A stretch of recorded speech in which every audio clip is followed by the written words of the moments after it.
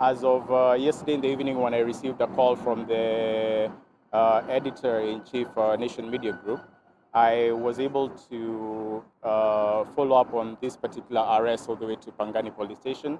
I personally called the regional commander, Mr. Seda, who I shared the phone names of the people who had actually been arrested, and we didn't know their location, and also the assistance from Commander Mutua from Pangani Police Station.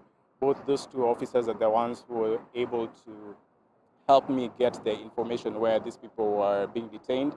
I was able to ascertain that Nicholas and Brian were currently at Pangani.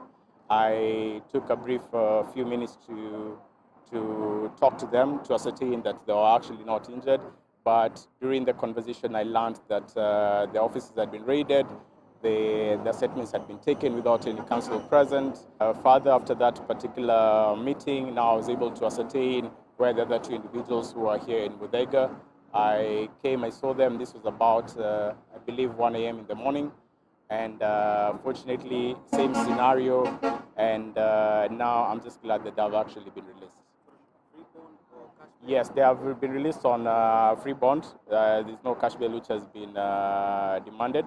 And also, I want to appreciate that Defenders Coalition was ready, and also Vocal Africa. Those are the two organizations which are ready to actually come for them and ensure the bill has been posted. Yes.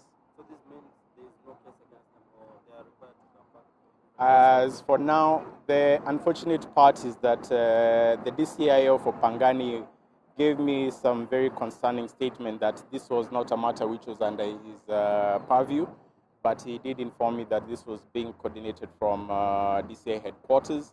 Therefore, I think the question you've asked me is something I'll need to follow up with the DCI headquarters. Fortunately, I'll have the LSK leadership who will be there with me as well.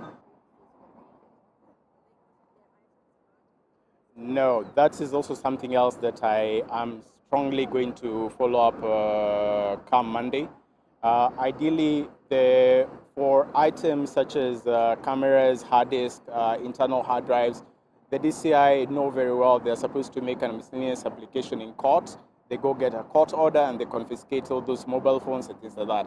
Up to now, I've not seen a copy of this particular court order or the miscellaneous application.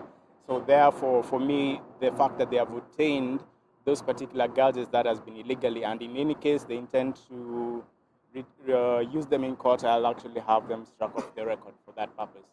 Yes. Actually, maybe the last one, or maybe I don't know if anyone of them wants to talk to us, one of the clients. Yes. But I wanted to ask, is it just related to the BBC documentary or also the screening? At this particular moment, I don't want to be prejudicial in any case, but of course, the links is that it's because these particular filmmakers, they are tied up in providing documentary evidence for the documentary.